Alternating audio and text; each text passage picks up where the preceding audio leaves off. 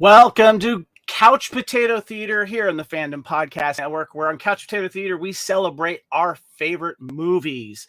And I'm really excited to share these movies with you guys. And I got a great group here to help me with that because we are celebrating St. Patrick's Day. And when you think of St. Patrick's Day movies, what do you think of?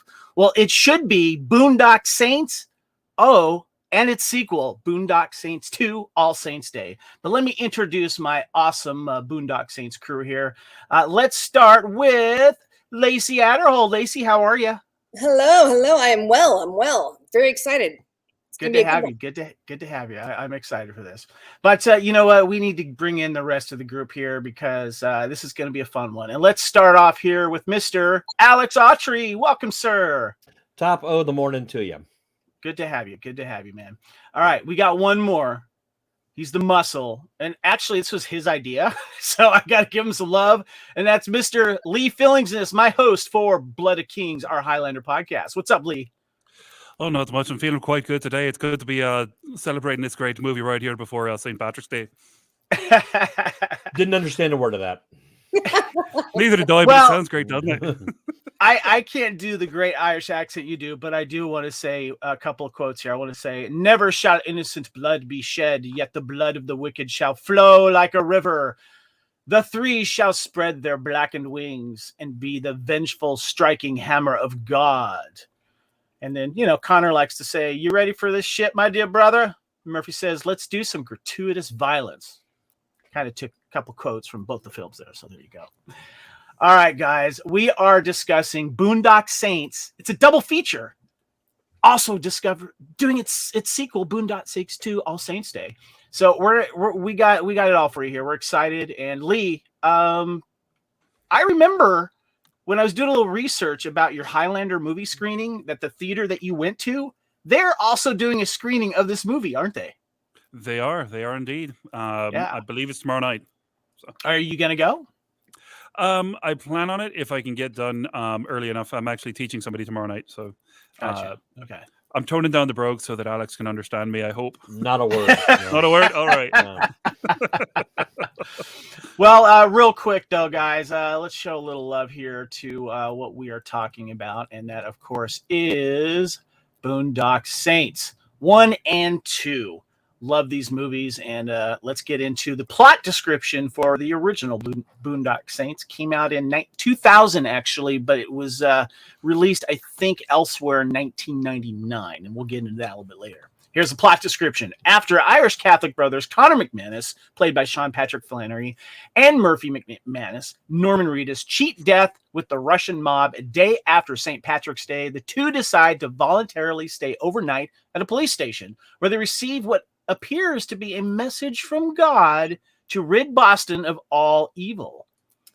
Connor and Murphy, with the aid of their friend Rocco, played by David Della Rocco, set out on numerous campaigns to rid Boston of lowlifes, mafiosos, leaving behind a path of destruction. Meanwhile, FBI agent Paul Smecker, played by Willem Dafoe, is assigned to the task of investigating the aftermath of each mission conducted by the McManus brothers and Rocco.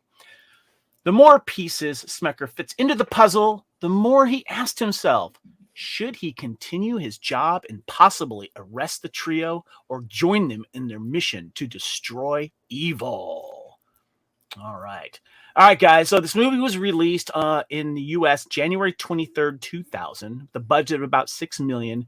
However, very limited release, and there's a reason for that. We'll get into that. Only made $30,000 in a few of the theaters.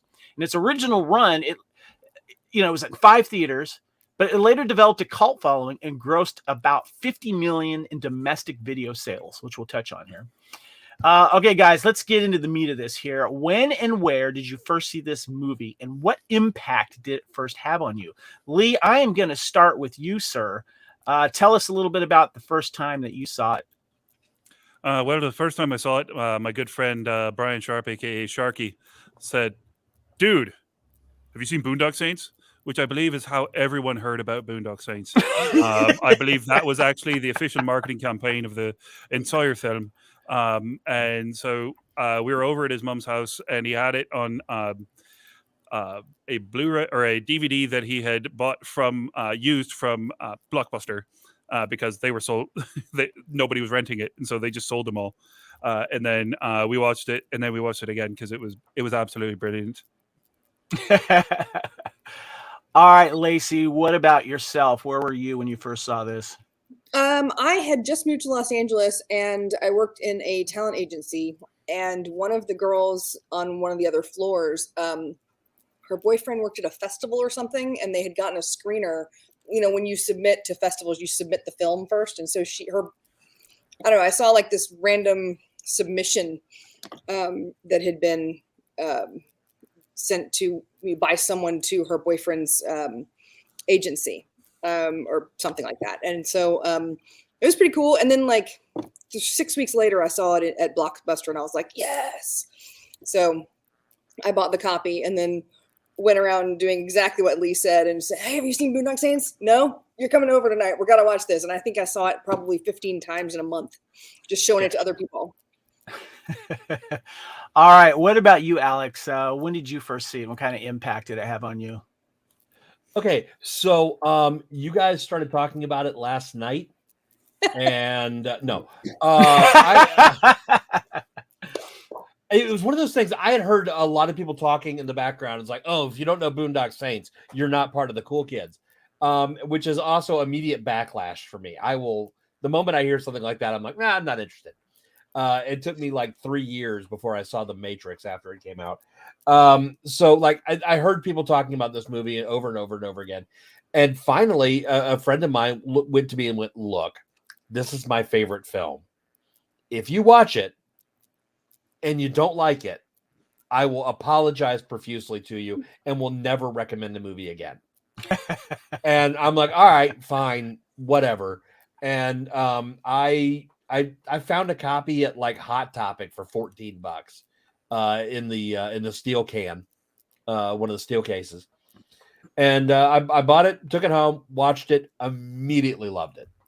That's awesome. And had to send her a letter of apology, and she goes, "Cool, now I've got this other movie," and I hung up because you don't break a streak like that. So yeah, it was one of those things that it was just like, again, and because of the fact that it came out in such a small amount, I think anybody who says, "Oh yeah, I saw it in theaters," liar. But yeah, it was one of those things that is just, it's Lee's statement. The marketing for this is, have you seen Boondock Saints? Absolutely correct. And it's funny you say that because I was actually, a friend of mine at work had mentioned it. Have you seen Boondock Saints? I'm like, no. He's like, yeah, check it out. It's on video. I think I was at either a Hollywood Video, and then I saw it also at a Blockbuster, and there's a reason for that. And I ended up watching it. I'm like, this is really, really cool. And then it just, for the longest time after that, it was just one of those cult films that people were, saying, you have to see this. You have to see this. This movie is just so cool. And it gained this cult status. It's just, it gained so much momentum on video. So I want to do a little bit of trivia here first, guys. This movie was given a limited release in the United States due to the Columbine massacre. It was only shown in 5 theaters for 1 week. However, it later developed a large cult status from the word of mouth following the success of the DVD sales, and followed up, of course, with Boondock Saints II, All Saints Day. Troy Duffy's screenplay was inspired by his disgust at seeing a drug dealer taking money from a corpse across the hall from his apartment. Duffy, who was working as a bartender and bouncer, had never written a screenplay before. The tattoos that Sean Patrick Flannery, on his left hand index finger say Veritas, which in Latin means truth. Murphy, played by Norman Reedus, also has a tattoo in the same place, but on his right hand it says, can you help me out with this here, Lee? Is it Equitas? Equitas. Equitas. Thank you. Which is Latin for justice, equality. Now, for those of you that are fans of Billy Connolly, Connolly. Thank you. Connolly. Thank you. Sir. And it's pronounced Billy. Columbine. Anyway. Sir Billy Connolly is a funny guy, stand-up comedian as well, was so stoked to be playing against type in a role of Deuce, Il Duce. El Duce, and having so much fun playing a psycho with guns strapped all over him that he had a large cigar the character was incessantly smokes because unless they stuck something in his mouth, he simply couldn't stop smiling. The character, David Della Rocco, is named after the actor who plays him because the character was based on and written for him. And Troy Duffy flew to New York City to meet Ewan McGregor and offer him one of the lead roles. At a night out, Duffy got drunk and they got into an argument over the death penalty, and McGregor passed on the movie. This led to Miramax Films putting the movie in turnaround. And the F word and all of its versions of it are used for a total of 246 times. They certainly demonstrated the versatility of the word. Yes. Yep. In your face, Martin Scorsese. And in 108 minutes, that's nice. That's a lot. That's Tarantino level. Yeah, it is. Yeah. So this movie had a very limited theatrical release with its distributor, showing on only 5 screens, as we mentioned. Duffy later funded screenings of the film with help from Blockbuster. Quote, Blockbuster saved us. They agreed to take it on exclusively. And from there, the rest is history. According to Troy Duffy on his audio commentary of the film and the DVD, the film's distributor allowed the limited screening in the United States because of the recent, how do you say it? Columbine. Columbine High School Massacre. That affected a lot of things. Now, I want to ask you, Lacey, you've listened to the audio commentary on this. So from what I've gotten here, we have to thank Blockbuster for the popularity of this because they got it out there, right? Yeah, you know what? I've listened to all the commentaries. The original disc had one commentary with Troy and the boys, and then the director's cut has the same one plus I believe 2 more. One of them is Troy and one of the producers, and then one of them is the original, and then there's a third one. And I think that's with Bob Dolly Duffy and Greenleaf, I think. I'm not sure. But they're all very informative and very interesting. And Duffy on the 2 later ones, he's a little bit more he has a more of a mea culpa kind of attitude about the situations that happened with the original film and the whole. Does he go into more of the Blockbuster stuff though? I mean, did he seem grateful or?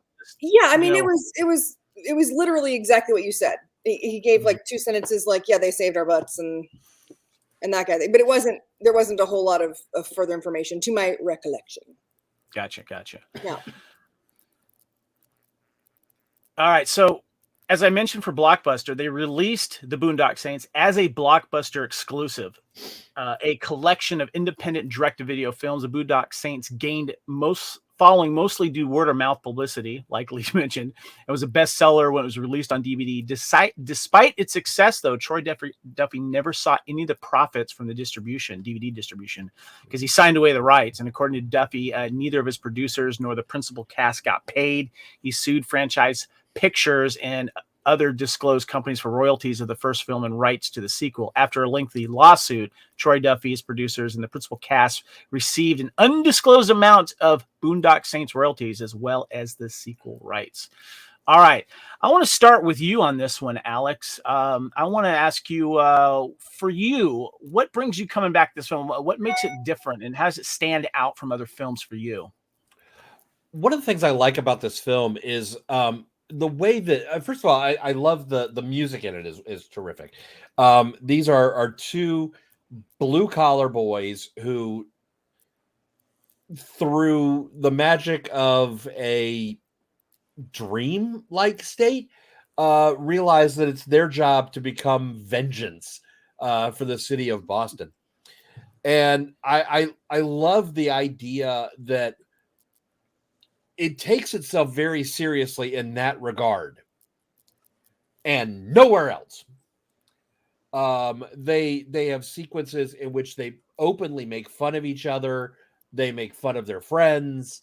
These are believable blue collar guys living in the Irish section of Boston, which is to say all of it, and going from there. And I think that there's so much done in this movie that goes against type as far as what should happen in an action film. There's a moment in the movie where they openly state this is the sort of shit you see in a bad movie. And they're talking about how, there's always that one guy behind the thing that you've got to shoot multiple times. And they shot him multiple times. So, I mean, they play on every trope, they play on every cliche, and they acknowledge it. And by doing that, they take it as being, instead of being just this, this movie about about two guys, these brothers who are it could have been Death Wish, and instead it feels like Rush Hour, kind of road trip, yes. So I think that's one of the reasons why I keep coming back to it, is because for a movie that was written by a first timer, it's really well done. Lee, same question to you, man. I wanted to ask you this, I know this was your idea to do this pod, and I appreciate you bringing it up. And we kind of got it together last minute. So thank you guys for getting together. But I know this means something to you as well.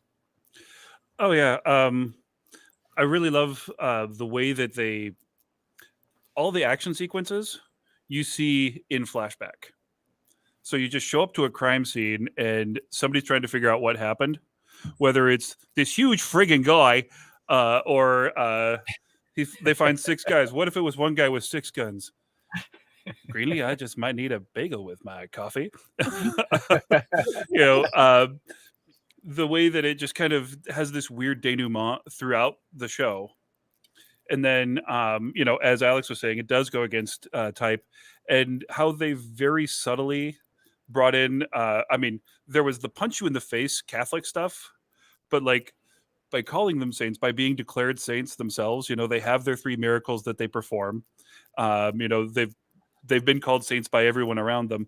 But even as Rocco dies, the final part of their thing is in nomine Patri Filii Spiritus Sancti, in the name of the Father, the Son, and the Holy Spirit.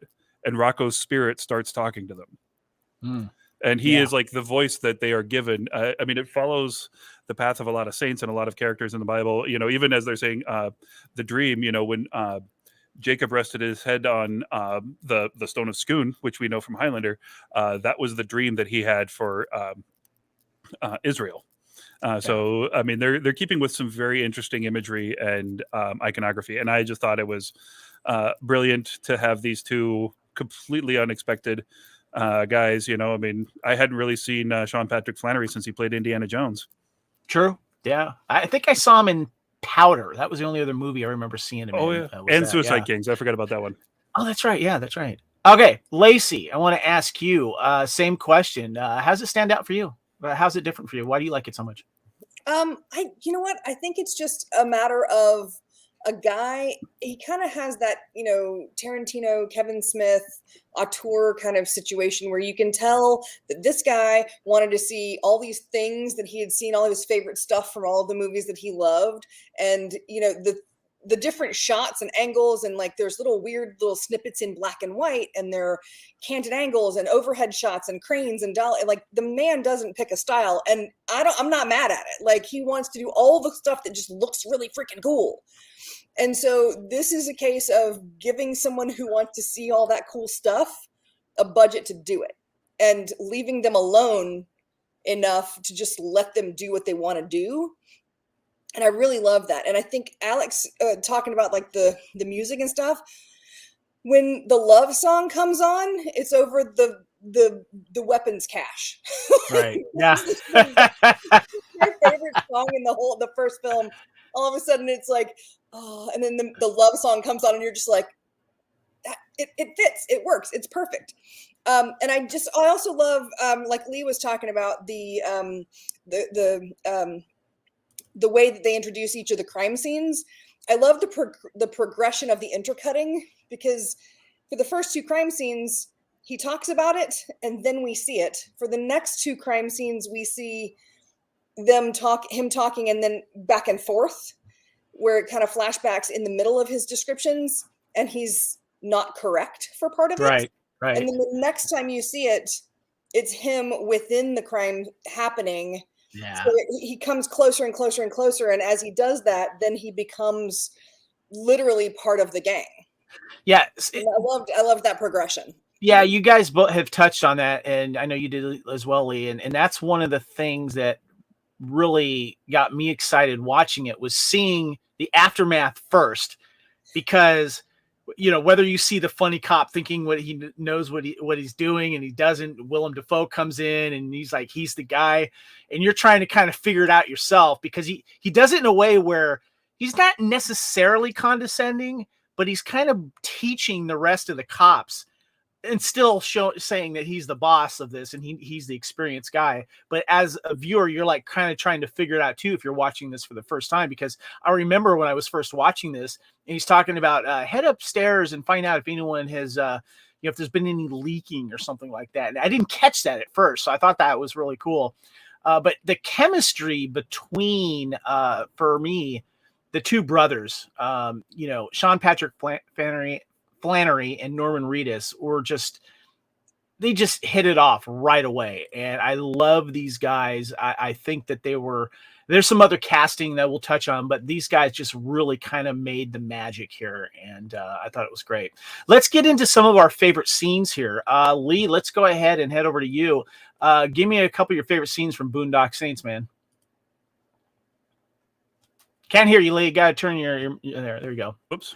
Yeah, there you go. Saying, well, then you can't go wrong with a good beatdown in an Irish pub on St. Patrick's Eve. It's just a lovely way to do a film. You gotta love going into the gun shop and, well, really, Rambo, what do you need rope for? Oh, Charlie Bronson's always got rope. That is a movies. That is an excellent thing, because I was watching a Bronson film the other day. I'm like, oh, there's rope. He's got rope. Yeah. I mean, I just love those 2. And I can't quote anything Rocco says, but everything he says is golden. It's unsafe for TV. It's me. All right. Lacey, what about you? What are some of your favorite scenes? Okay. As much as I am against any film that kills an animal, when they shoot that cat through the freaking wall and everyone like jumps and screams and runs in a circle, and all of a sudden Rocco says, "Is it dead?" It's so funny you brought that up, because I knew every time it's coming, I'm like, poor cat. Yes. You only see the cat like a minute before. It's coming, but why is it still funny? And the funny thing is that nothing about that scene should be funny. You're talking about drunk people handling weapons they shouldn't be handling. You're talking about murder. They're planning like crime. There's a poor innocent sweet cat. Everything about that scene should not happen. And everything he says to the girls is awful. Oh, and it's fantastic though when he's like, "I'll shoot myself in the head. You can tell me that cat's name." Like, minus the expletives, of course. Shut your mouth. I can't go buy a pack of smoke. Excuse me. She has no idea what her cat's name was. That's, anyway. And then the second one I would say is probably when the mobster answers the door and looks at Willem Dafoe and says, "Oh man, Jimmy Devo's always sending his primo box." That line, for a man to have to look at Willem Dafoe in drag and call him primo box, it's one of the funniest things ever. I love it. To be fair, though, it is Boston. Sure.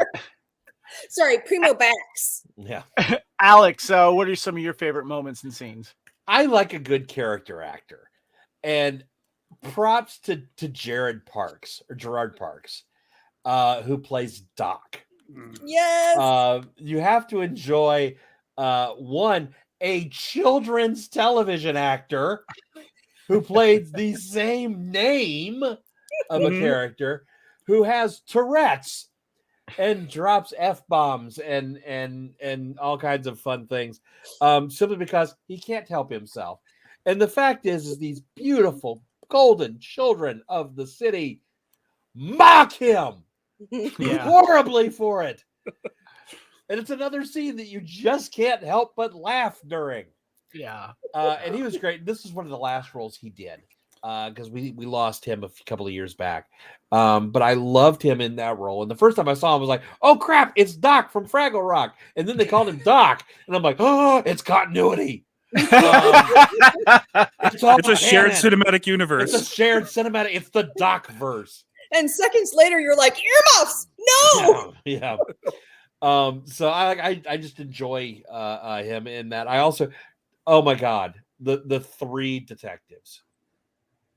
Those three guys working together. More importantly, working so well in the sequel. We'll talk about that later. But I love those guys all together. Yeah, those guys are fun to watch.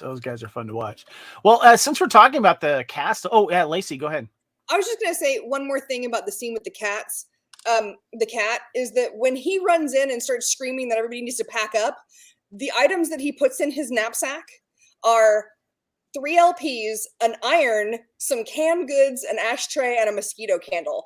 And that is all he puts in that bag. And that makes me so happy that, like, they did use the iron, though. He screams at the women, and then he leaves. Yes, exactly. They do use the iron but still, it was just perfect. Like, those 5 items. Okay. You guys have been touching on the cast. I want to talk about the cast.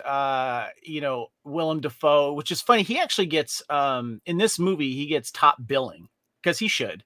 And then Sean Patrick Flannery, of course, Norman Reedus, David Della Rocco, Billy Connolly, David Ferry as Detective Dolly, Brian Mahoney as Detective Duffy, and Bob Marley as Detective Greenlee. Is great. And Tom Barnett is the Irish gun dealer. Love that guy. I want to get your guys' thoughts on the cast. Let's go ahead and go over to you, Alex.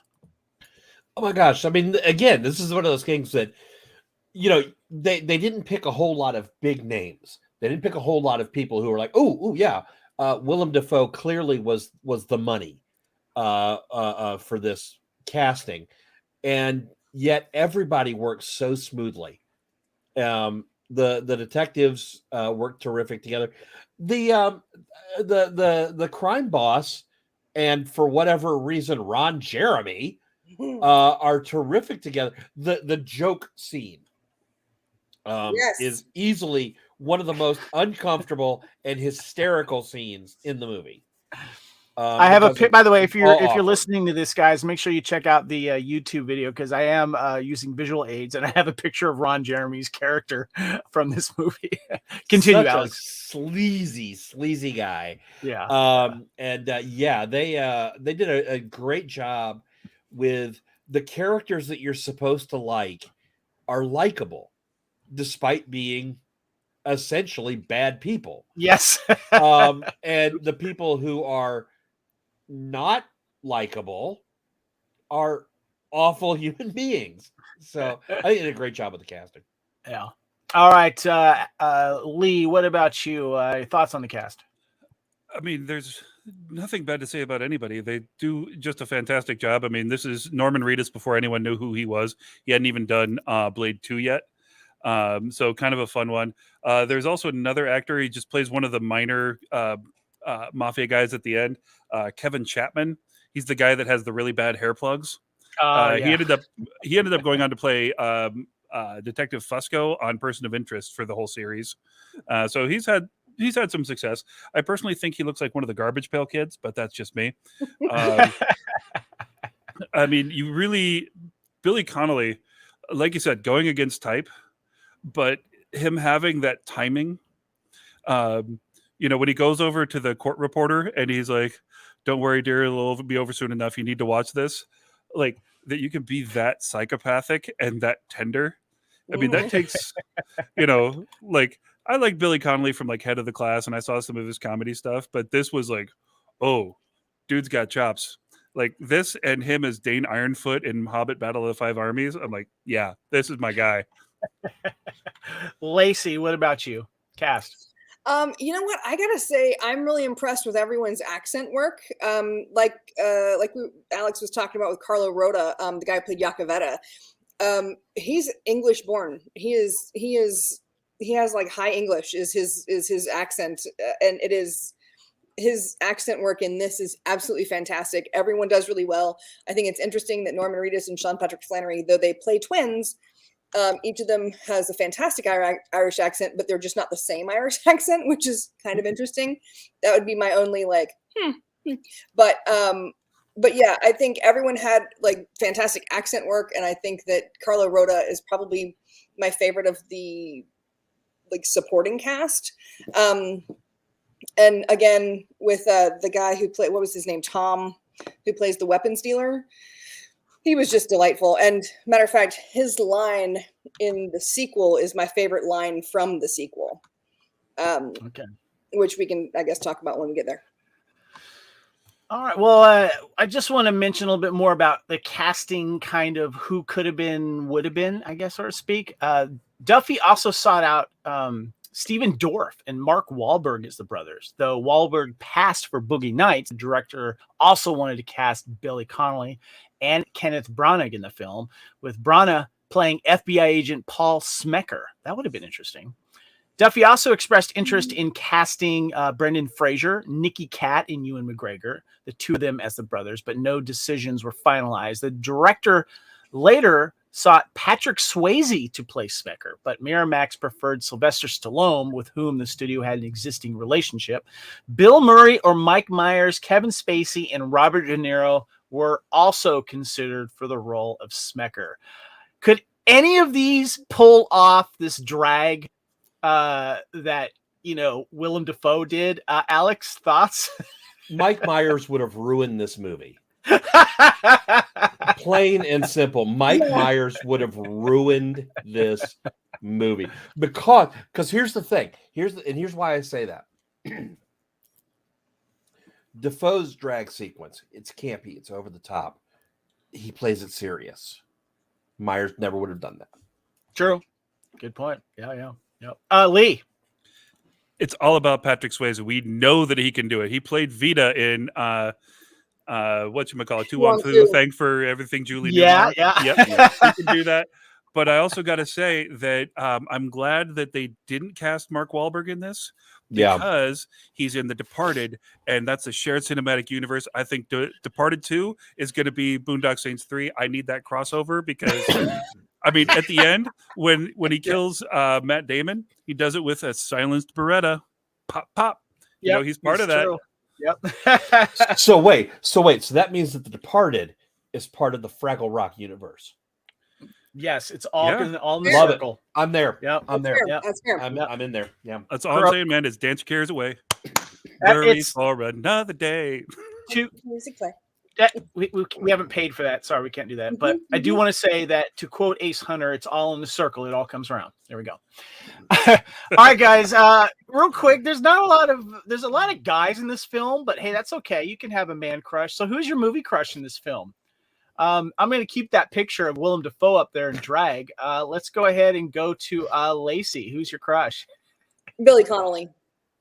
Always. Billy Connolly. I love that man. He is absolutely hilarious. If I had to pick between the brothers, I couldn't do it. They're both like the three guys, Della Rocco and Reedus and Flannery, all do Walker Stalker together. So I've been able to meet them all several times, and they're just in real life and on screen, they're just kind of all perfect together. Couldn't pick between them. So it's Billy Connolly. Lee, who is your movie crush in this movie? Is it this one guy? Maybe is it this? Oh no, I'm all about David Della Rocca. Okay, so not Ron Jeremy. Yeah, like, if I get to be forced into that situation, I mean, the after, it's like it'd be better to be around the funny man. Yeah, no, that's true. What about you? What about you, Alex? Oh my gosh, give me Greenlee. That's my boy right there. That's my boy right there, because he is sure of himself. He is sure of himself even when he's wrong. That's so funny. Yeah, you're right. All right, guys. Kevin, so I want to ask you something. Yours, Kevin. Oh, mine. You know what? I'm gonna go with Billy Connolly as well. There's that dude is so charming. He wants to say Sean Patrick Flannery. He wants to say Flannery, and he's not going to do it. he comes in a close second, but that accent though that Billy has and the charm he has, and I've seen his stand up. That dude makes me laugh. And if you can make me laugh, that's a turn on. So there you go. All right, guys, I got to ask you a question. So we all mostly heard about this through word of mouth, right? But there's some critical reviews that aren't really good. And I was looking at the reviews, and I just pulled up a couple here. First of all, Rotten Tomatoes, the film has a score of 28% based on 29 reviews with an average rating of 4.7 out of 10. The site's consensus calls the film juvenile, ugly movie that represents the worst tendencies of directors channeling Tarantino. Ouch.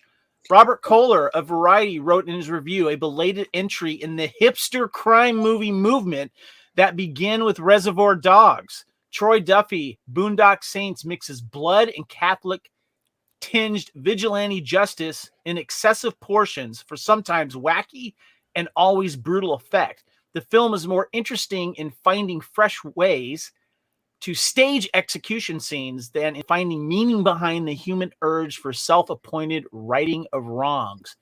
Ouch. Alex, I want to go back to you here. Everyone I talk to likes this movie. I haven't met anyone that doesn't like it. The people that don't like it just haven't seen it. Do these reviews surprise you at all? No, because negativity makes money. Have you been on the internet? What's that? What is this internet? It's a new thing. It's a fad. It's never going to last. Okay. It's a series of negative. You say it's negative. It's a bad place. So here's the thing: if you want your algorithm to kick up, if you want people to read your stuff, you have to say you hate something. All right. You have to say that the movie's bad. You have to say that it's awful. And if you're a reviewer, you can't like anything at all. True. Yeah, or you have to say something about has been confirmed. That's right. That's the big thing. It's like his actions on set have been confirmed, and it's like you get to the article, and it's like he was so nice. Yeah, I mean, the fact is that unless the studio is paying a lot of money to get a reviewer to say nice things, cool news, then you know they're going to post something negative, and they're going to post something negative because this movie was not built to be an Oscar contender. This movie was not. This is a popcorn film. And if you sit there and say, as a reviewer, I enjoy a popcorn film, you're not going to be taken seriously. When I did my original podcast, Seventh Row Center, I said we'd never do movie reviews. I'm a movie opinionist. I am not a reviewer. There you go. Because reviewers can only say negative things. Yeah. Yep. Lee, thoughts on these reviews?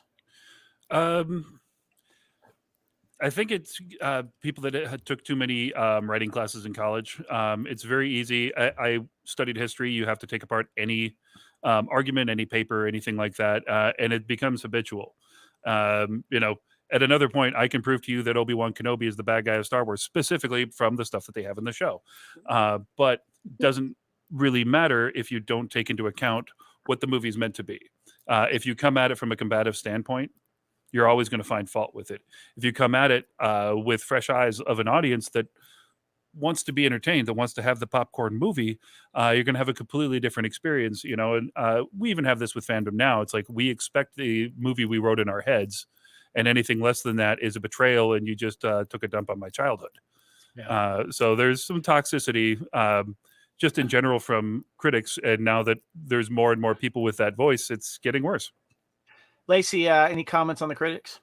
Okay, firstly, the first review you read, everything in that is 100% true, but I find that to be a positive statement.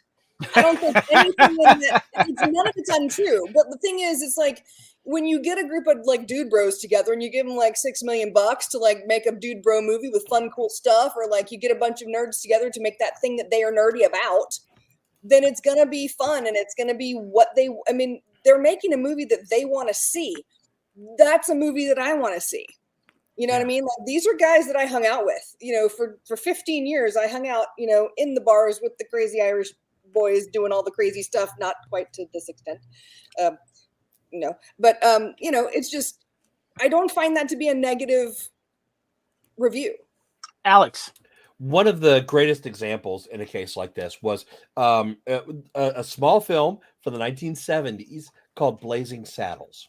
Oh God, yeah. And it's a movie in which, when they sent it out for critics to see, absolutely destroyed. Yeah. Executives wanted to do massive reshoots, everything. Excuse me. In that, Brooks took the typing pool from Warner Brothers, put them in a movie theater, sat them down with the two producers behind them, and showed the movie. Not a single thing was changed after that showing. And it is one of the greatest comedies of all time. It is definitely. But if you put a bunch of reviewers in there that are going to see a movie that is not made to be a darling of the critics, you're going to get a bad review. Well, it's the formula problem. Yeah.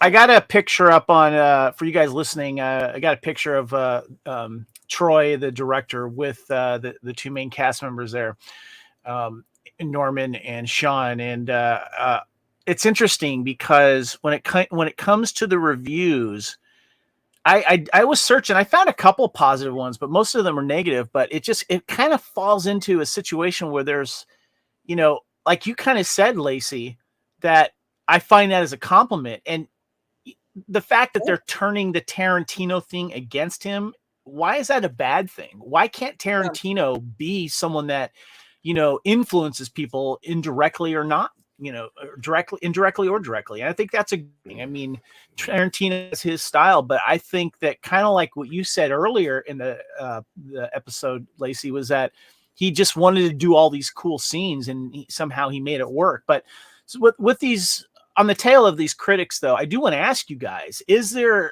you have any critiques about this yourself? What would you have made? What would have made it better for you, if any? I want to get your thoughts on that. Lee, go ahead. You go first.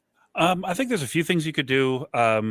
Just flesh out a little bit more, and you see it in the deleted scenes of who Connor and Murphy are. There's just kind of a few points. It's like, okay, how do they already know how to do this? Where is this coming from? And if it's, pre-existing skill set, have it be that. But if it's this holy thing, have it be that too. I mean, you can kind of see that it's sort of luck and guidance pushing it along the way. But that's after watching it several times, because otherwise you're just like, they just sort of luck into every kill they make and survive. Yeah. But, I think if they'd had the dream happen before the Russians showed up instead of while they're in jail, that would have kind of set up like, okay, this is something a little bit different. And that's a very powerful scene, the way they shot it. But if it was in there, I mean, they're living like monks. They are very much already on their way to sainthood. They're very odd characters. But if they had leaned a little bit more in one of those directions and kept the same action, I loved all the scenes, but I think they could have added a few more to flesh that out. Gotcha. What about you, Alex? Is there anything in the film that you felt that they could have done better? Any critiques yourself? I think there is a lack of character development overall, but I think some of the best movies have that issue, right, where we get, great heroes that we know nothing about overall. Like, we don't know the backstory of the Batman at all. And I feel like if we had like an origin story for Batman, it might flesh the character out a little bit better.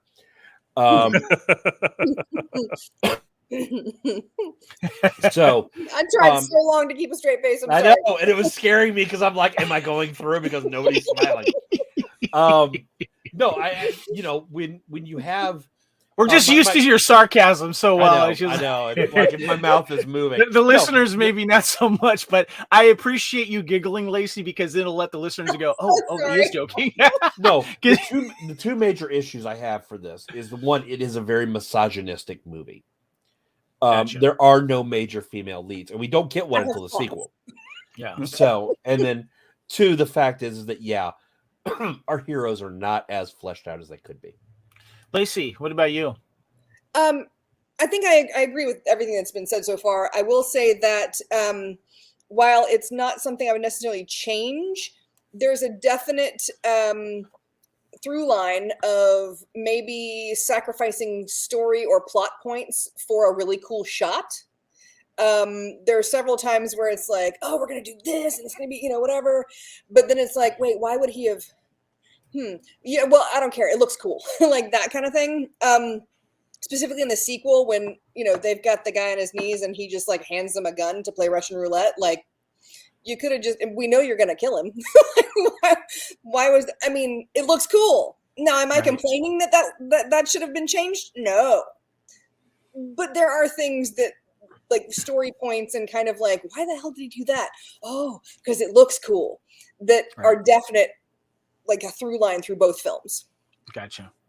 I don't have a lot of complaints. I think the soundtrack was kind of sign of the time. I wish I could have seen a little bit more of the soundtrack make an impact on me. When I was watching the movie recently, there's a couple of cool things about it, but I think they could have done a little bit more with it, but maybe it was budgetary or whatever. But I liked the running time. I thought the running time was great. Yes, maybe a backstory flashback or something, kind of like what we got in the second film would have been interesting as well. Lacey. A lot of the musical stuff is because Troy's band was originally going to do all the music. Gotcha. And so the stuff that they did pull in from outside sources did have a definite budget situation. Well, before we go into the break and head to the sequel, Boondock Saints II, I just want to give you guys each a chance to make any more comments or observations regarding the original film. Lacey, I do want to start with you because I know that you had listened to the audio commentary and maybe take a minute here to touch on that. Sure. The audio commentaries are all very, very well done. All of them are good kind of combinations of fun little plot points and things that happened on set, and then fun stories about, the camaraderie and the jokes people played and all that kind of stuff. So while I don't want to go into it specifically, I do highly recommend all of the commentaries. Very, very, a lot of times directors get like super technical, and sometimes that's not something people want to listen to unless they're trying to become a director. This is kind of a combination of what he learned as a director, but also kind of as a person, because he had some serious issues, which is, that whole story is actually documented in a documentary called Overnight, which is the story of how he got his first deal, then lost his first deal, and got into a huge fight with Harvey Weinstein, and that's why they were pushed into turnaround. But so, yeah, that's actually cataloged in a documentary that was released probably about 8 years later. Gotcha. You can find that on DVD now too. That's cool. I got to watch that. Alex, what about you? Any more thoughts on the first film here? One of the things we haven't talked about is the police the on the street interviews done at the end of the movie. Yeah. I'm ready to get busy. Yeah. One of the things I like about it is they're so divisive. Even there are couples in it that are like, oh yeah, I'm behind them. And like, what? Are you kidding me? They're crazy, So I think the two of that together shows you exactly how people are going to react to this film. You're going to have one of two opinions. You're either going to be like, I am on board with the Saints, or I am not on board with them. That was a smart thing to do, actually. Yeah. Now that you mention it, yeah. Because it takes that power away from those critics. Yeah. Who are going to sit there and say, all they're doing is glorifying violence. Yeah. Yeah, that's a good point. They are. Excellent point. Yeah. So I love that. That whole situation is actually addressed on one of the commentaries, where they do talk about how they just randomly went out to people in the street and asked them like other types of questions to get certain answers. And so some of those people are actors and like a couple of them aren't. Gotcha. Like some of them were scripted and some of them weren't. Lee, what about you? Any comments you want to mention on this film alone? This is specifically just like the perfect example of how to basically making an independent or small movie. They used everything that they had at their disposal, and they just went crazy with it. They're like, okay, we've got this crappy bar. Let's make it awesome. We've got, these weird locations. Think about how crappy that their apartment is. and how awesome it ends up looking. Like everywhere they go is just a crap hole, but they work it into the plot. I mean, Rocco is a perfect Rocco and probably a pretty bad actor. There's a reason we haven't seen him in anything else, but he's perfect in this. Even Ron Jeremy, who is as uncomfortable to look at in clothes as he is in his other works. Like, yes, you want a slime bag that you just cheer when he freaking dies, you know? They figured out exactly how to use everything at their disposal, which working in independent film is a gift, because a lot of times when you write a part for your best friend, it's the stupidest part of the movie instead of the soul of the movie. I thought that was really cool. It's Did you have something else you want to say, Lacey? No, I was agreeing. That's absolutely perfect. Yeah. That's funny. Yeah, you know, I love that. To me, it kind of felt like, you know, they mention it because it's a modern day Robin Hood type of thing, vigilante thing. And you got these brothers that mean the world to each other, but also mean the world to everyone else. And when you start seeing the turn with Willem Dafoe's character and everyone else wondering, like, maybe we should help these guys, you know, they're getting rid of some bad people here, and that you know, people are fearing them as well. It's just it's a really cool scene, a cool thing to see come to the screen done in this artistic way.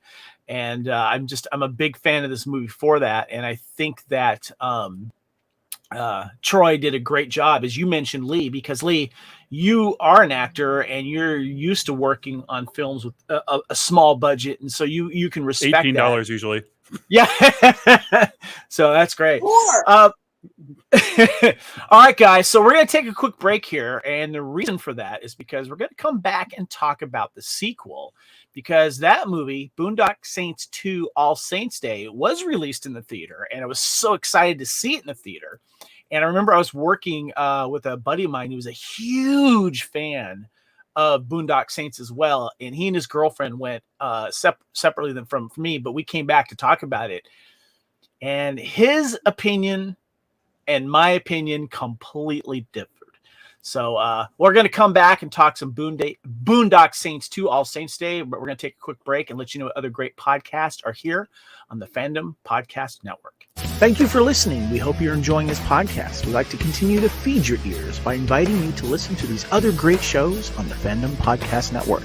It starts with our flagship show, Culture Clash, discussing the latest in entertainment pop culture. Bloody Kings, Immortals Take Notice, our show covering the entire Highlander universe. Couch Potato Theaters, where we celebrate our favorite movies. Time Warp, the Fandom Flashback podcast discussing a year in movies and our favorite retro movie and TV pop culture topics. Good Evening, discussing all things Alfred Hitchcock. Union Federation, our Star Trek and Orville show.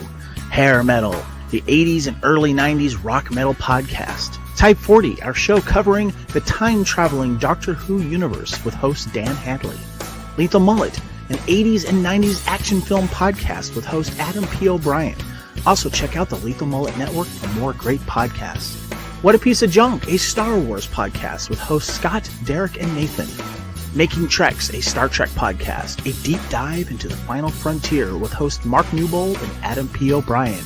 And check out our newest shows, The Fandom Show, our monthly Fandom Podcast Network live YouTube exclusive show about the month's hottest topics in fandom, and the FPN True Believers MCU podcast, discussing the Marvel Cinematic Universe and the related Marvel television and streaming MCU universe, including the connections to the original Marvel comics. You can find the Fandom Podcast Network on several platforms. Please subscribe to the Fandom Podcast Network YouTube channel to receive notifications of new podcast episodes and live events. You can enjoy all of the Fandom Podcast Network audio podcasts on our master feed at fpnet.podbean.com. The Fandom Podcast Network is on all major podcast platforms, including Apple Podcast and iTunes. You can find the Fandom Podcast Network on Facebook, You can email us at fandompodcastnetwork@gmail.com. You can also find the Fandom Podcast Network on Instagram at Fandom Podcast Network and on Twitter at FanPod Network. Thank you for listening, and remember, respect others and enjoy your fandom.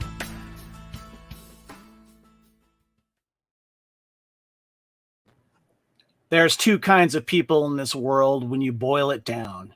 You got your talkers and you got your doers. Most people are just talkers. All they do is talk. But when it all said and done, it's the doers that change the world. And when they do that, they change us. And that's why we never forget them. So which one are you? Do you just talk about it, or do you stand up and do something about it? Because believe me, all the rest of it is just coffee house and bullshit. Welcome back to Couch Potato Theater. We're discussing Boondock Saints and its sequel, the Boondock Saints II, All Saints Day.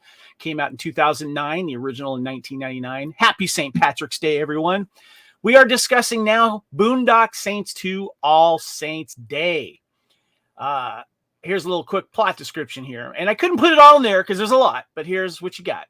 8 years after the vigilante McManus brothers, Connor and Murphy, and their father, Noah, assassinated Papa Joe Iacovetta, they've both been hiding out in Ireland. One day, their uncle arrives at their cottage to inform them that their renowned Boston priest was murdered by a mysterious assassin who attempted to frame the saints by using the same ritual assassination style. In response, the brothers dig up their old gear and weapons and depart back to Boston.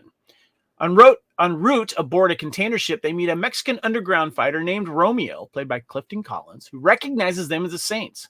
Romeo convinces them to let them join them as their new partner.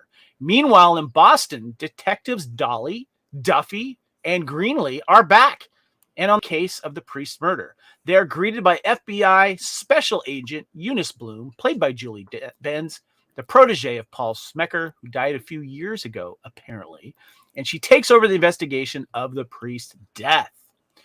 This movie was released in December, November, in some early areas of 2009 at $8 million budget estimated, only made about $10 million. March 9th, 2010, the film was released on single disc DVD and 2-disc Steelbook edition DVD, as well as Blu-ray. And as of June 12th, the film had a limited release as of June 2012, the film had a limited release and had grossed $50 million in DVD sales. July 16th, 2013, the film was released in a new director's cut as a Best Buy exclusive release. But I want to ask you guys, since you're fans of the original film, did you see this in the theater? Did you wait for video? Lacey, I'm going to start with you. I found out about it when they were doing the casting for all the crowd scenes and stuff, and they had some people who, I tried to get up there to go and be in some of the crowd scenes, but I wasn't able to make it. So I was actually planning to try and be in it. That didn't work out. So I ended up looking into the special. They had some special screenings where they did the double feature, like 2 weeks before it came out. Oh, that's so cool. I wish I could have seen that one. That would have been awesome. And the nice thing was they played the first one, then they had like a 10-minute break. And when you came back to watch the second one, before they showed us the second one, they had like a 15-minute Q&A that was live streamed from wherever the Troy and the boys were, because they were actually in a theater watching it at the same time. And so they did like a Q&A for like 10 or 15 minutes. And then we watched the second film. Gotcha. What about you, Alex? Did you see this in the theater? Nope. Did you wait for video? I want to say I caught it on HBO. Okay. I picked it up on Blu-ray. Gotcha. But no, I did not. I think I've got the director's cut. So I got the Blu-ray. I've got the Best Buy exclusive. So I picked it up well after it had been released. But it was one of those things where it was like, oh, yeah, I'm really excited about this. And then it was gone. And I was like, okay. Gotcha. Lee, what about you, sir? Did you see it in the theater? I saw it opening day in the theater with a big flask of whiskey that was mysteriously empty by the time I was done, but loved it. So then I also have this. Nice. Oh yeah, it looks like Yeah. the Blockbuster exclusive there Yep. that you got. Yeah. That's awesome. So what kind of impact did it have on you, Lee? Let's get your impressions on that, and I want to get your guys' thoughts of what you thought of the sequel. First impressions. Well, it started a big fight with me and my buddy Rhino, who hated it. I loved it, but it was I walked out of that and I'm like, okay. Other than a few small things, I thought this was really well done. A good continuation of the story. They pointed out the ridiculous things. They understood the audience, and I thought the way that they brought Rocco back was kind of perfect. It really did help. Being kind of like I said in the earlier part, that now this is he's the Holy Spirit, and even as he talks to them later on, it brings that humanity that we never really see in the McManus brothers in this side of it. And then I really loved what Clifton Collins brought to Romeo, aka La Raza, because that was insane and that was a step up. Oh, dude, right there. Ding dong! Who ordered the whoop-ass burrito?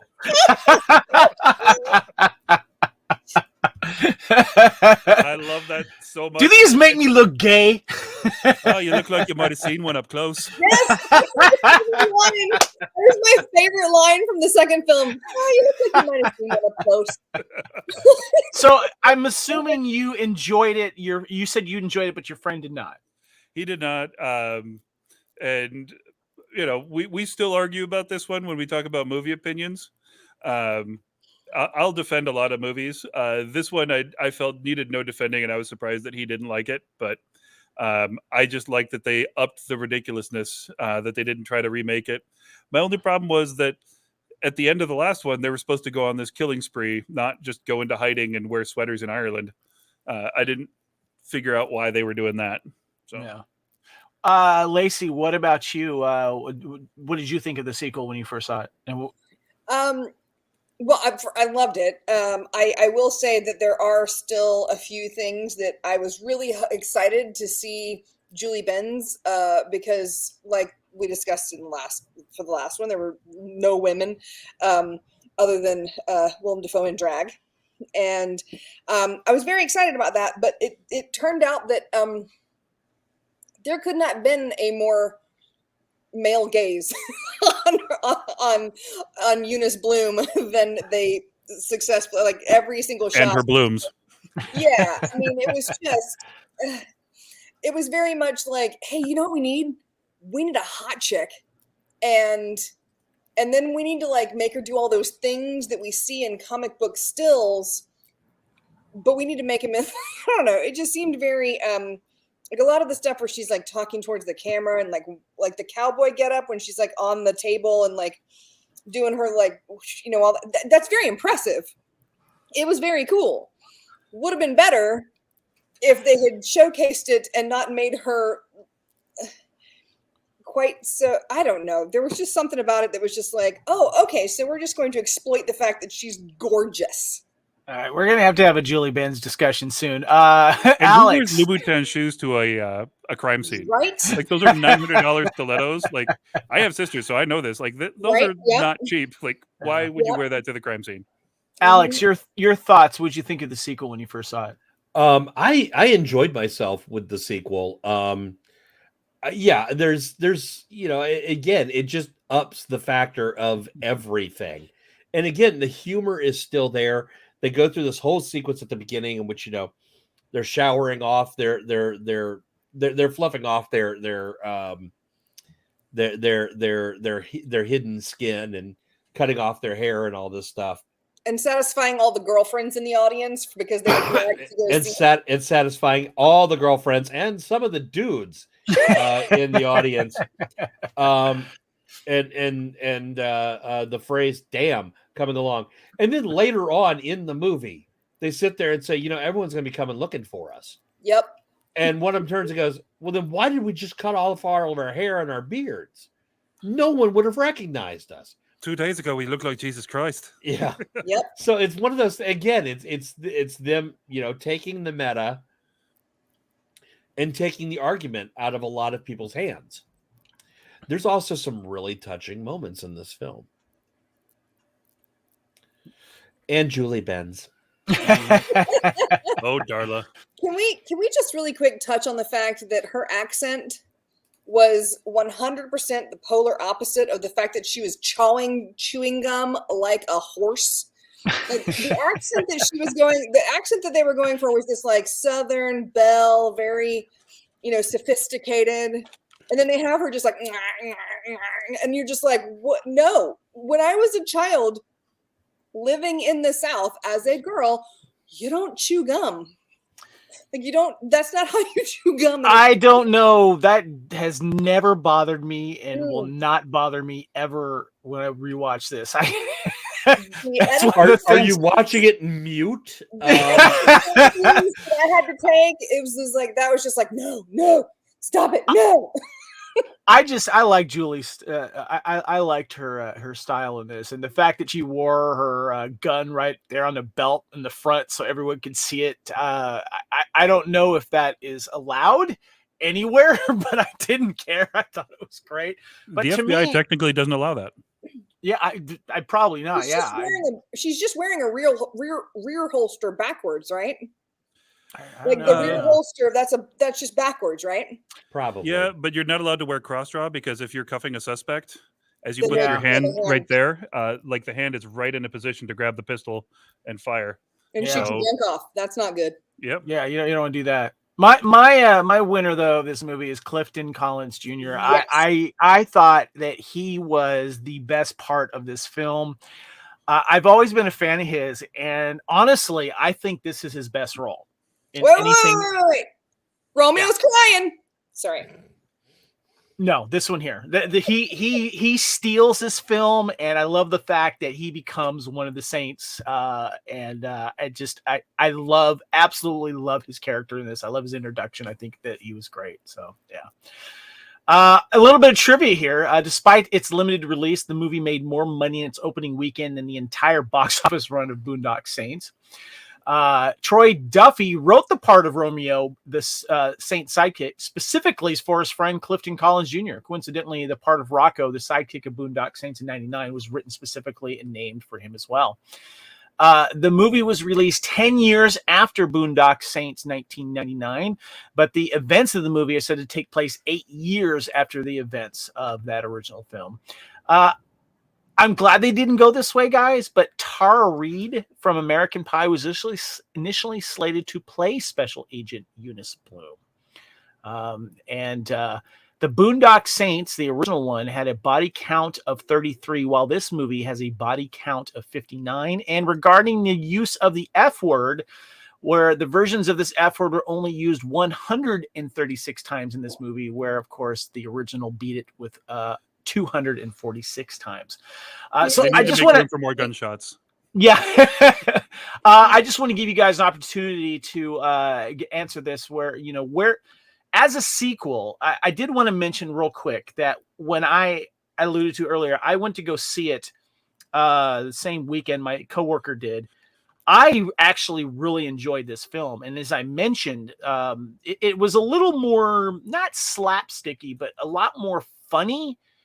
And I think I kind of got it. It was kind of poking fun in a certain way, but also just they wanted to make sure that it was just as entertaining as the last one. But, I thought the humor in it stepped up a little bit more. And I think that was done on purpose.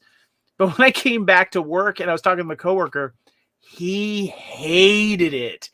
And I'm like, what? I'm like, that was a fun movie. It's not as good as the first one, but I thoroughly enjoyed it. So I was getting that with a lot of people though with this. It was like you're on one side of the fence. There was no like, well, I don't know. It was like, no, it was sucked, man. It was bad. It was very disappointing. And then I got people, oh, they loved it. They loved it.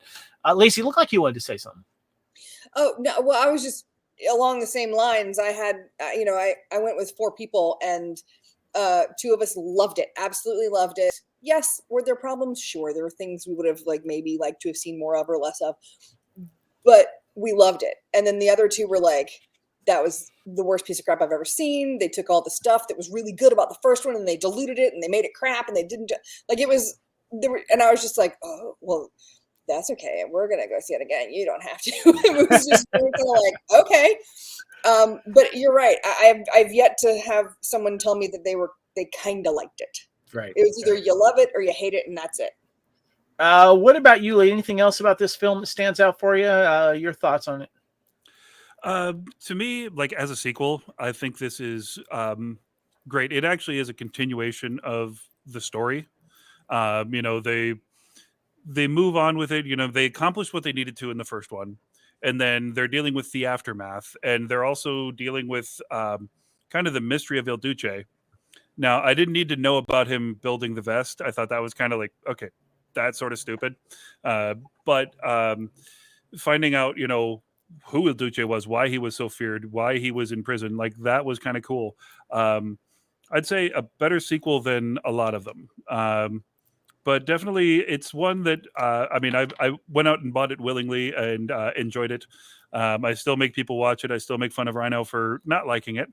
But I do enjoy when people are wrong. So, and pointing that out to them. I'm glad you mentioned the flashbacks on this, because that was one of the things I really enjoyed in seeing that. And I liked the vest idea. I thought it was kind of cool and how it kind of came into play. But El Duce's character got some backstory there. I thought was good. Alex, what about you? Where does this movie stand for you? Any thoughts about it? General thoughts, questions, comments? I thought it was okay. Yeah. Just okay. All right, moving on. No, I it's funny. I don't think that this is as strong as the first one. I think that there's a lot of things they do right in this film, but I don't think it's as strong as the first one. Having said that, I think I've seen this movie more times than the original. Why is that? Just something I enjoy throwing on. Yeah. And there are a couple of scenes in it that I really enjoy. The McManus brothers have a natural humor about them. We know this from a scene in the first movie in which one of them slaps the other in the face with raw meat. Yes. So when they wind up in the speakeasy and Ramon is doing this wonderful thing about, oh man, this is going to be our base of operations and all this stuff. They show how much a member of the group he is by mocking him. Yeah. Horribly. and I think we got some sticks and a blanket. We can make a tent. We can make a, So I think there's a lot of that. There's a lot of the whole concept is this family and brotherhood and stuff. And Clifton Collins catches a lot in this film. But like I said earlier, there's moments of heart in this movie too. Yeah. And one of the best sequences is a scene where I actually spoke to him about it and he hates the scene. Okay, well, let's get into that right now. Let's talk about our favorite scenes and moments. What is that? I got to know. This is fantastic. It's the scene in which his uncle character shows appreciation for him and understand that he is actually a member of the Saints. And they're at the restaurant, and he's like, no, he's a no good piece of garbage, all this stuff. And like, no, he's one of us. And suddenly there's a sign of respect. And I love that sequence because it's a moment where a character who's desperate for appreciation gets it. Yeah. And Clifton Collins Jr. openly told me at Wizard World Atlanta, the only year they did it, how much he hated that scene. And it's like, wow. Did he say why? I think he thought it made it look weak. Gotcha. And instead, I was like, nah, dude, there are other scenes in that movie that make you look weak. This scene makes you look strong and worthy of respect. So no, I love that. Lee, what about you? What are some of your favorite scenes or moments in Boondock Saints II? The dream sequence, getting Rocco back, because it kind of jumps down on the same, like Green Beans' final line is like, best day of my life. They've obviously been dealing with the grief of losing Rocco. I think one of the reasons why they didn't want to bring Romeo on is because they've already lost a friend. Their funny guy, the weird dude with long hair. But then Rocco has this thing. It's like, yeah, I'd do it again. It was an honor. Like this is, they're giving purpose to these people's lives. And it kind of sets a thing. And then I remember afterwards, some people were talking about how kind of homophobic and everything that next part was, very somewhat toxic masculinity, which I partly agree with, partly don't. The line, we don't talk about our feelings because it's none of your business. Yeah, that's true. Like you don't have access to that. But even as they're being more and more homophobic through it, it's like, well, guess what? They're Southie Boston Catholics. Whether Italian or Irish, they're not exactly going to be the most woke people on the planet. And that's the characters we've chosen as our heroes. But just the way that they bring that and kind of make a statement of like standing for something and kind of accepting the consequences of what you do. I mean, that whole scene is the mission statement for the series. And I mean, it's just great to have Rocco back. And I think it's the only way you could really do it other than that walk-up scene at the beginning. Yeah. Which, by the way, that's the same church from the end of Punisher. Oh, really? Okay. Yeah. Well, it was shot in Canada, so yeah, that makes sense. Yeah. Lacey, what about you? Any other your favorite moments or scenes? Well, I loved the fact the opening scene when they're cutting their hair, they were doing it with like giant Bowie knives. Like they couldn't find a pair of scissors in all of Ireland, and I thought that was absolutely hilarious. Never gonna shy away from the fact that was a delightful opening scene with them on the horses and like seeing all this, the Irish backstory and all that kind of stuff was really cool. Anytime the three boys, the three detectives are working together to try and figure out like who knows what and whether or not she's going to figure them out, kills me. The Greenlee line where he's like, I hope you guys like cock sandwiches because we're going to be eating them for breakfast, lunch, and dinner. It was just, I mean, he has a way of saying things where you're just like, oh, damn. Okay. What? And then the Romeo's crying scene, like right after the uncle thing when he's in the car and he's kind of like, and then all of a sudden, Reedus is like, hey, maybe there's an IHOP somewhere. And Flannery's like, nope. Romeo's crying. Like the best. And the fact that I think touching on what Alex was talking about, like how the brothers are so perfectly kind of like that spat that you only get with siblings. The first scene where they're in the box on the whatever it's called, the forklift, and they're just like they're kicking each other. Just that kind of reflects back to the scene in the air ducts when they're fighting before they fall down and do all their things, and it's just that brotherly like kind of combativeness that kind of really works for those characters. I did have a question for Lee because you talked about the vest and how you didn't need that. Going back to the original and the scene where he's got the vest with the 6 guns versus the second one where you see obviously the original, which is 4 guns.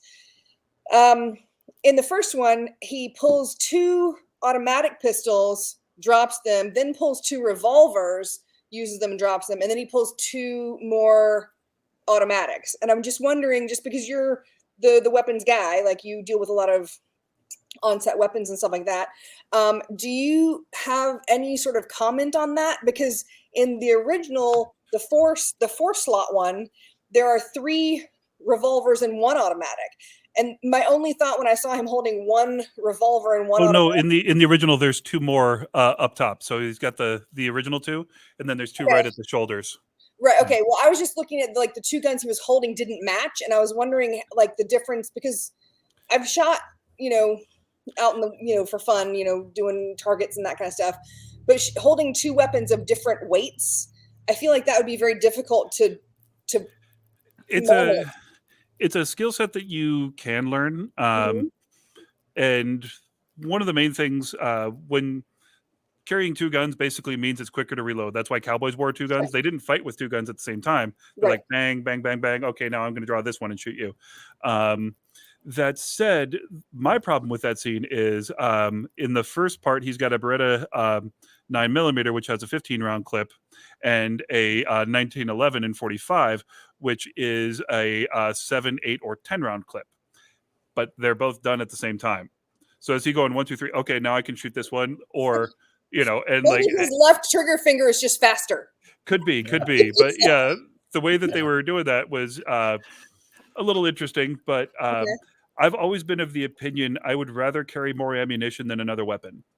Yeah. Because your payoff for weight is just much larger, and you're also not leaving as much evidence behind. And it also feels like every time they're done with a gun, they just throw it away. And I'm like, Jesus, that's like $700. That's like $1,200. That's like $1,400. What do you guys do? That's the thing though, is I honestly feel like, especially with El Duce, that with his character, those guns aren't his.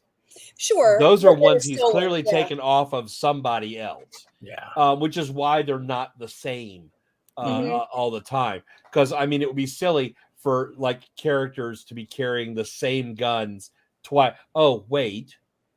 Our three main characters do that. Guys, I want to head into the cast of the new cast members. We have, of course, one of the most famous actors come in and say, "Oh yeah, this is the Roman," and that is Peter Fonda. He's at the end of the film, and we of course have a little backstory about him as well. And then, of course, we have Julie Benz as well. I want to get you guys' thoughts on the new cast members and your thoughts on them. Lee. Well, I loved Fonda until this. I thought his accent was horrible, especially when you realize that his younger character spoke much better English. I do think, though, Judd Nelson, I loved his scene chewing, and I loved that he was doing a very blatant impression of Michael Corleone. Yes. But the one that just killed me when I was watching this, because I haven't watched it in a while, was Jimmy the Gopher. He is Ricky on Trailer Park Boys. And so Okay. that just killed me. If you've ever watched that show, it's ridiculous and stupid, but so much fun. It's an even lower rent Letterkenny. But Julie Benz, I mean, I've had a little bit of a crush on her ever since Angel. Loved that. But yeah, and I mean, we can't say enough good things about Clifton Collins. I mean, he really did steal this show. Right.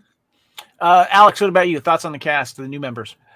There's probably a good thing that there's a panic room that's all like steel and everything, because Judd Nelson chews so much scenery in this movie. It's ridiculous. And he's wonderful in it. He really is great in it. I'm not going to lie, when you were talking about, the most famous name, I thought you were going to say Judd Nelson, because I kind of forgot that Fonda was in it.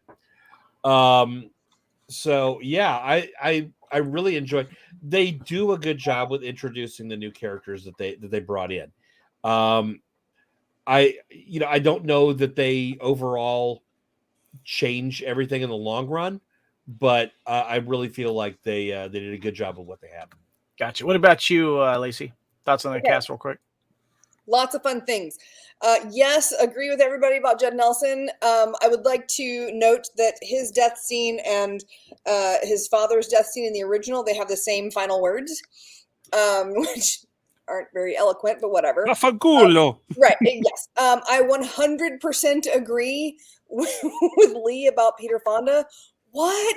You're like the actor of your generation. Get a linguist. Get like a person. anyone on set needs to tell you that you just shouldn't do that. Just don't do the that. frog in the como se dice storto. He literally went Italian. Okay, that means I can add an A or an O to every word and it'll be good, right? Like, that's what he did. He just added an A or an O to the end of every single word he said, and I wanted to set him on fire. The one that I absolutely love that no one has mentioned yet, Paul Johansson as Consular.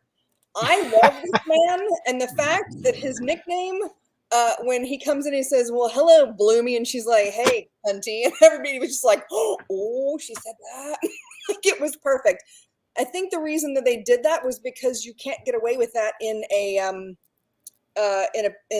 with the ratings. You can't say that unless you add something to it. Right. For certain ratings. But yes, Paul Johansson, One Tree Hill, but yes. for Lee and I, we know him through the Highlander universe. He was on Highlander the Raven with Elizabeth Grayson. So yeah. That was what I forgot to mention. So yeah. I love the cast members. Yeah, I didn't have a problem with the accent with Peter Fonda. I just wish he had more scenes to chew up. I would have liked to have seen a little bit, maybe a good Tarantino long scene there, just really kind of getting into stuff. Or if they'd implied his existence before right? two-thirds of the way through the movie. Who was the guy who played Pretty Boy? The guy in the Speedo that kept getting spanked and crapping himself. He was really funny for the character that he played. It was kind of like the replacement for Ron Jeremy's character, I think. That was Rob Wells. What was the name? Rob Wells. That's the guy from Trailer Park Boys. Gotcha. I did not know that. That was the first time I've seen him, and I think that's the last time I've seen him. But he's fantastic in that. He really did make a meal out of that. It was good. Well, I wanted to. Obviously, the film also got bad reviews. I don't want to go into that right now, and because it has split the fan base. But I think in general, we here on this podcast enjoy it. Thus, that's why we wanted to cover both of them. But before we get to the wrap-up questions for both of these here, I did want to mention that regarding sequels and remakes and TV series, there was a 6-issue comic book series that made up 3 2-issue chapters written by Troy Duffy and published by 12 Gauge Comics that was released in May of 2010 as a companion to the film. The story was more in depth of El Duce's backstory together with the story of a hit the brothers perform that does not appear in the film. There's also a mini book available from the official Boondock Saints website at the time as well.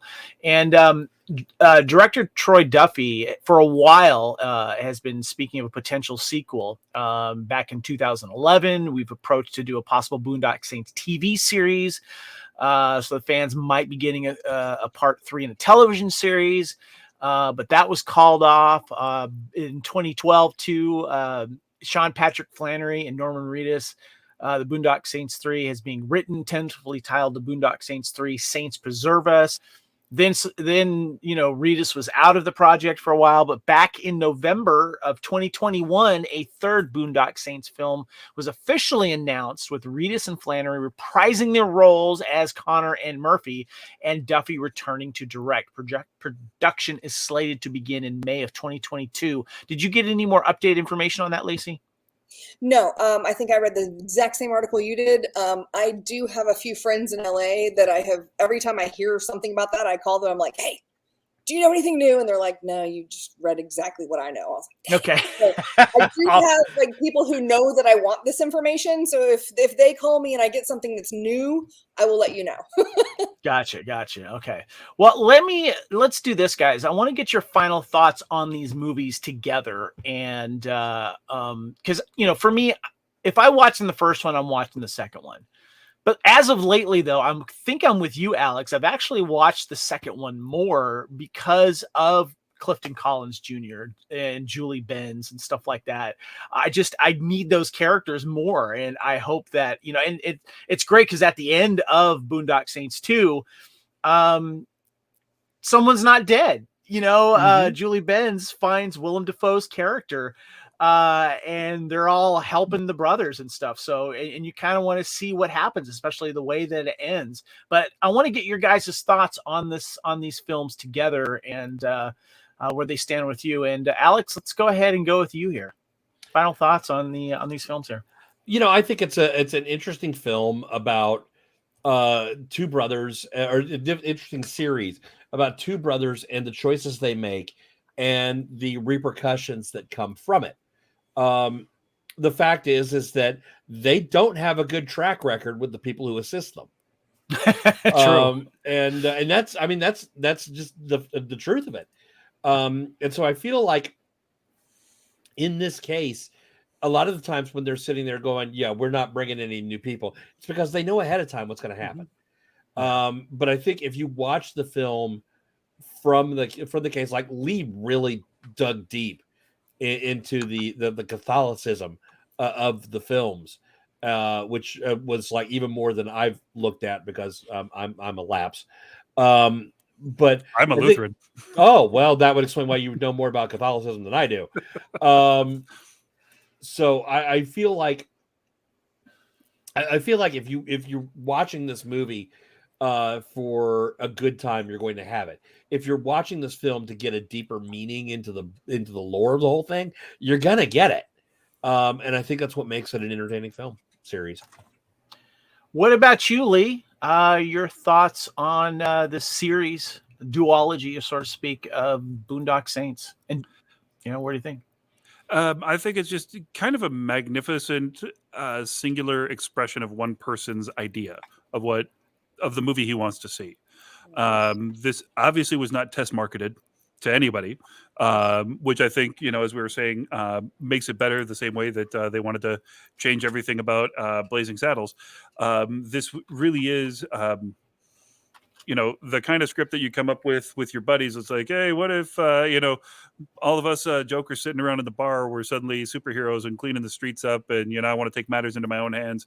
And they gave that macho male fantasy some legs and some consequences, and they gave it a purpose. And usually you don't get those things out of it. You just sort of get you get somebody who's fridged, whether it's Charles Bronson's daughter or somebody else, and then you get kind of reluctant heroes instead of like people that really lean into it and still have a sense of humor. It's a very unique film, despite people saying it was ripped off of Tarantino. But guess what? Tarantino ripped off everybody. Even the Medieval with a Pair of Pliers and a Blowtorch was a movie from 1976 starring the guy that played Dean Wormer in Animal House. So it's that is derivative of Tarantino. It's like, it's like saying it's just derivative because he stole from everybody. So that's my thought on it. Lacey, Boondock Saints duology, thoughts?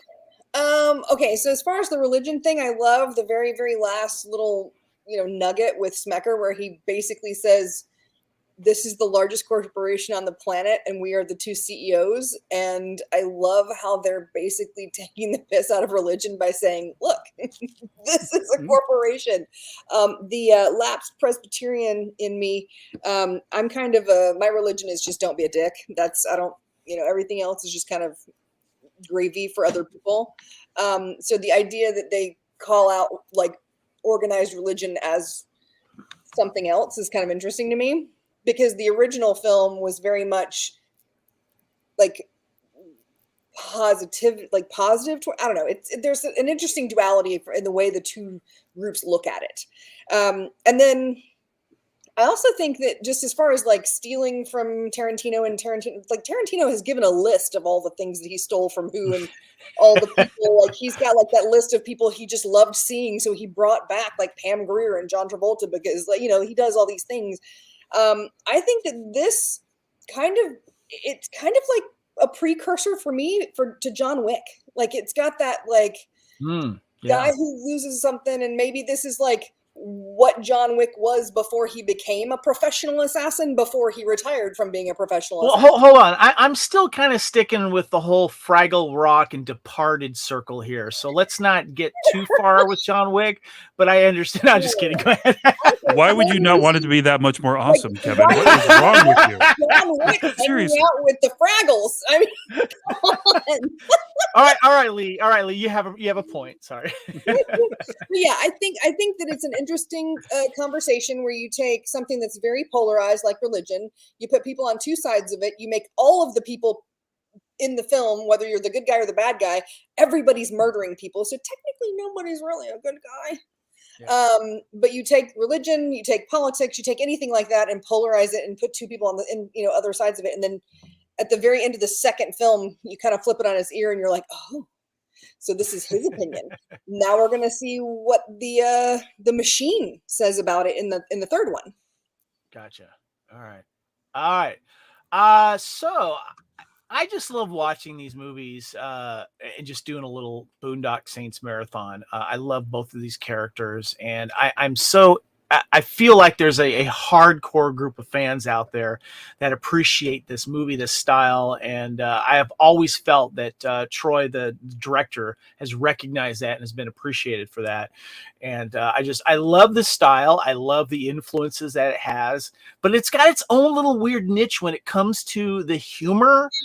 and the way that these guys bond, not just with them, but their family and the newfound family as well. And to me, that's where I think that these movies excel with that weird quirkiness. But the fact, too, that it has this community, this city that is tolerating what they're doing and in a way supporting them. There's people, of course, that are like, nah, not so much, these guys should be in jail. But then there's the other groups that are like, nah, we like these guys, we're going to help them if we can. And I've liked that that flavor that both these films have done there. So one of the things that we do at the end of Couch Potato Theaters, we have our final 5x5 question, where at the end of the film we ask, what do you think happens either 5 minutes, 5 days, 5 weeks, 5 months, or 5 years after the film? Well, we have Boondock Saints 3 pretty much confirmed. So I want to ask you guys, how soon in the future from Boondock Saints 2, what do you think happens, or what would you like to see regarding the final 5x5 question? And Alex, I'm going to start with you. What do you want the sequel to take place, and what do you want to see happen? I'm looking at 5 years in the future. They have established themselves as a franchise. Through the Catholic Church, they have established themselves as a franchise. Okay, explain what you mean by franchise. I mean, they've got folks in different states doing this sort of thing. Okay. Slowly building up a secret underworld assassin group, an army, and perhaps they're getting their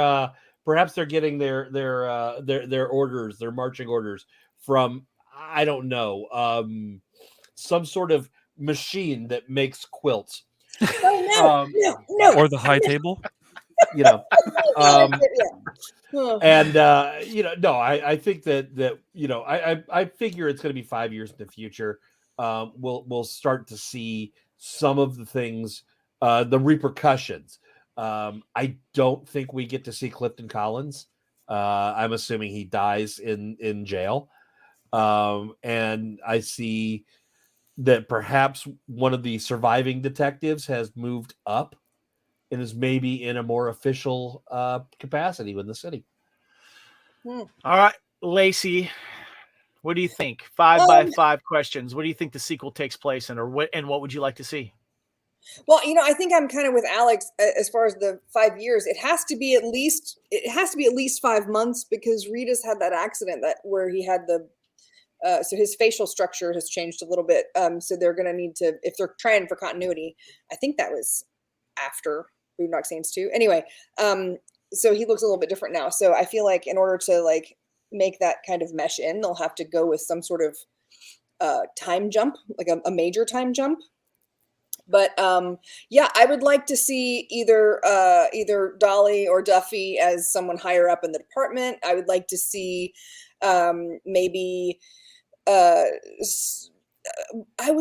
feel like one of the ministers needs to, not ministers, what do you call them in the Catholic Church? Priests? Yeah, priests. I feel like there might be some actual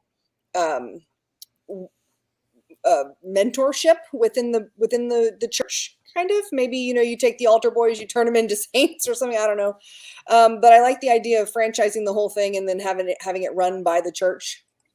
Gotcha. But I do think that anytime you bring a corporate situation into an independent, I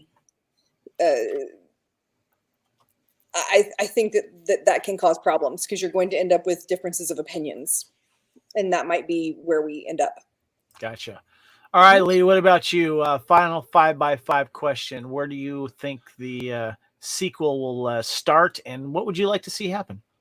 Well, other than the logistics of the facial reconstruction, I really wish that it would start 5 minutes after this, because that cliffhanger of them looking out over the prison yard, that's the action that I want to see this start with. I do like the idea of it being run by the church, and somehow that is another say monastic order. And they're just the warrior monks, like the Knights Templar or the Knights of Malta, and any of these famous the Hospitallers, you name it. But just kind of for this new era, and I think if somehow they are released from prison by the government to solve problems that can't be done, kind of a hush hush Like an Suicide Squad kind of A-team? thing. I was thinking more Suicide Squad. Like this is the one we can't do, but we want you to do it, and we'll disavow you. But that's Gotcha. where I'd go. And Well, I do apologize. I have to run. I just got a phone call, and I need to be somewhere else. So, have a nice evening, everybody. Thank you for coming out. Lee, real quick, where can we find you on Instagram and Twitter? You can find me on Twitter and Instagram at The Way of the Way. You can also find me right behind you if you commit any of these crimes against God and man. I'll be waiting there for you. Take care, everybody. All right, brother. Take off. Thank you. Bye. All right. It's interesting what Lee just said, and Alex, the fact that them being sponsored, sort of speak, like you said, a franchise or being sponsored, supported by the church, I think is fascinating. I am with Lee. I would like to see what happens. I think that realistically, though, I would like to see them. I think they're kings in prison, pretty much. I think that they're respected in prison. They're protected in prison. And eventually, I think that some way they are released, whether it's a technicality or because if they escape, I think it would be kind of interesting too. But if they escape, I think it actually might work for them because no one's really trying to find them, which I think would be kind of fun.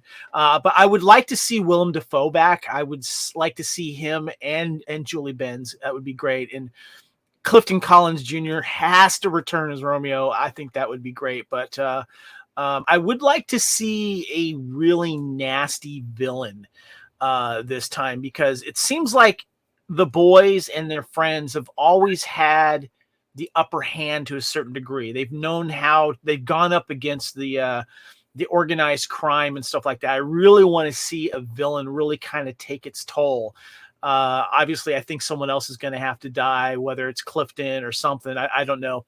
But I want to see something really, really bad happen in the beginning as opposed to just framing them or trying to do a copycat thing. I think that bringing them into and making the stakes a lot higher would really add weight to the sequel. So, but yeah. Anyway, guys, thank you so much for joining us here on Couch Potato Theater. Lacey, did you have one other thing you want to say? Oh, yeah, I just wanted to kind of throw in the fact that at the end of, like, right after this film, I think Clifton Collins, remember, Star Trek and all the other things, I think that they put him on life support because they weren't sure how soon they were going to get to make the next film, and they thought that he was going to have several things, because he had several things lined up. Gotcha, and so I think they put him on life support at the end of that just to make sure that they had a way out in case he wasn't available. Mm-hmm. But I really love the idea that you're saying, like, the big bad needs to be bigger, because it's not, I mean, it's cool. The original 2 is like, there's no, like he said, there's no shortage of bad guys, right? So they could just legit kind of go anywhere and just kill a bunch of people, and they were killing bad guys. I like the idea that Lee said, where he was talking about like the CIA or something. They each speak like 11 languages. Exactly. Really yeah. In the CIA or like some sort of like foreign service situation or whatever. Like, yeah. What if they actually went to Ireland too? That might be kind of cool. You know, if something brought them back home, and you know, that always is kind of cool. Sometimes when they do that, it doesn't always work. But I think that would be kind of cool to kind of dive into the Catholic side of it as well. So, yeah, definitely. Well, guys, thank you so much. I wanted to give everyone a chance here, first of all, to let us know how you can find us. But if you're listening to this podcast, please make sure you go to YouTube, Fandom Podcast Network's YouTube channel. You can actually watch this podcast. We put up some cool images of the cast and some scenes from the film as well. So please check that out. And please subscribe, like it as well, and share it. We much appreciate that. And our master feed for our audio podcast is at fpnet.podbean.com. Of course, here for the Fandom Podcast Network and Couch Potato Theater. We are also on all major podcast platforms, Apple Podcast and iTunes included. Join us on Facebook at Fandom Podcast Network. You can email us at fandompodcastnetwork@gmail.com. Also, Fandom Podcast Network is on Instagram and Twitter. My name is Kevin. I am on Twitter and Instagram at Spartan_Phoenix. Lacey, where can we find you on Instagram, Twitter, and all that? I am Lacey Pants in all the places. Awesome. Mhm. Alex, you have a new Twitter handle as well. I Yep. know you're used to being at 7th Row Center, but tell us a little bit about your new Twitter handle there. The new Twitter handle is at @wint_there for our new site, our new YouTube channel. Yeah, we went there, which is a travel channel with my wife, and we go about and we do fun things and we record it. And I actually have, I just had my 50th birthday, and we have film from our trip to the Georgia Aquarium, and then the Skyview Ferris wheel, which I can tell you that's right so now, cool. if you don't like heights, I can assure you we made a big mistake. That's awesome. I say hi to Tally for me, by the way, miss her. She's We'll do. Yeah, that's really cool. You get to share that with your wife, so that is awesome. Also, too, please give us a review on your preferred podcast platform. Search for Fandom Podcast Network and leave a review for Couch Potato Theater. We'd appreciate that. Thank you guys for joining us here on the Fandom Podcast Network. Of course, Lee, who had to leave a little bit early, thank you so much. Alex, thank you so much. Lacey, thank you guys so much for joining us for Couch Potato Theater, Boondock Saints, and Boondock Saints II All Saints Day. Until next time, we will see you on the couch. Thank you and goodbye, everyone. And thanks for coming out.